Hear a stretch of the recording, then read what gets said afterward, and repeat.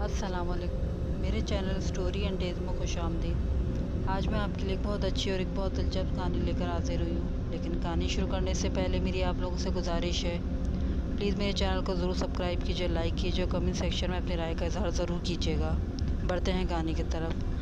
ابو کو سرکاری ملازمت ملتے ہی ہم گاؤں سے شہر آ بسے تھے۔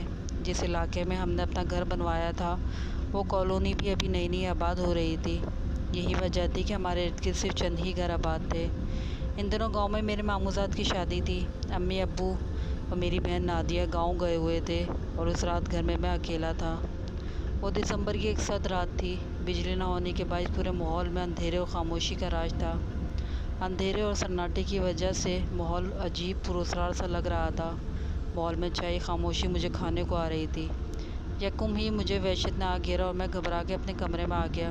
ابھی میں بیٹھا ہی تھا کہ واش روم سے مجھے پانی گرنے کی آواز نے بری طرح چونکا دیا۔ میں نے واش روم کے نزدیک کان لگا کے سن گن لی۔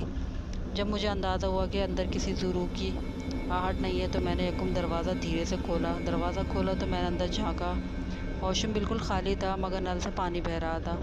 میں نے نل کو اچھی طرح بند کیا اور کمرے میں بیڈ پر آ کے لیٹ گیا۔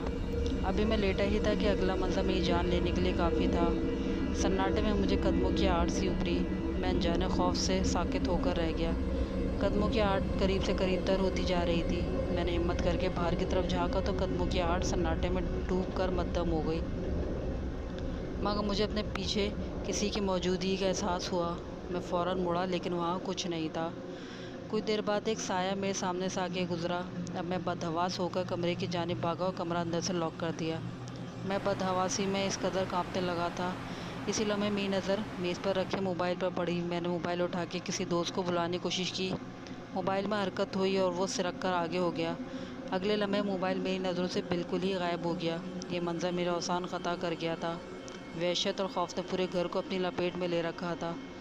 میرا دل خوف کے مارے اچھل کر باہر آنے لگا۔ میں گھڑی کی ٹک ٹک کی آواز پر بھی چونک رہا تھا۔ ہر آواز میری روح کو لرزا رہی تھی۔ مجھے اپنا سانس رکتا ہوا محسوس ہو رہا تھا۔ مجھے یوں لگ رہا تھا جیسے میرا یہ آخری وقت آ گیا ہو۔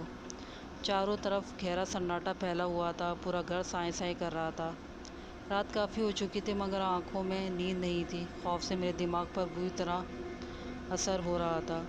کچھ وقت اور گزرا۔ کوئی غیر مانوس آواز نہیں آئی مگر خوف سے میرا بدن بے جان ہو کے پسینے میں نہایا ہوا تھا۔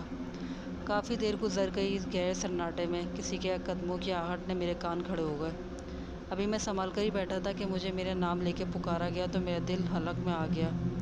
مجھے یوں محسوس ہوا کہ کوئی سایہ صحن میں اتر رہا ہے، پھر وہ سایہ دیوار پر لمبا ہوتا چلا گیا۔ میں بری طرح گھبرا کے کانپنے پر مجبور ہو گیا۔ شدید سردی کے باوجود مجھے پسینے میں لت پت تھا۔ مارے دہشت کے خوف میرے جسم میں سرایت کر گیا۔ پھر اچانک گھر کے ایک کونے میں بلی کے دو بچے آپس میں لڑنے لگے۔ ان کی آواز انتہائی خوفناک تھی اور کچھ دیر بعد وہ اچانک ہی غائب ہو گئے۔ اندھیرے نے ہر چیز کو اپنی لپیٹ میں لیا ہوا تھا۔ لوگ نرم نرم بستروں میں نیند کے مزے لوٹ رہے تھے مگر میں لمحہ بہ لمحہ موت کے قریب ہوتا جا رہا تھا۔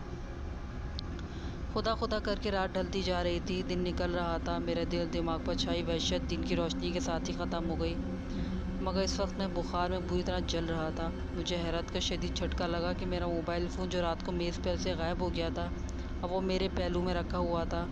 کوئی لمحہ ضائع کیے بغیر اس میں نے ناصر نامی دوست کو کال کر کے فوراً بلا لیا۔ ناصر آیا تو میں نے اسے ساری کہانی سنائی جسے سن کر وہ بھی ہکا بکا رہ گیا۔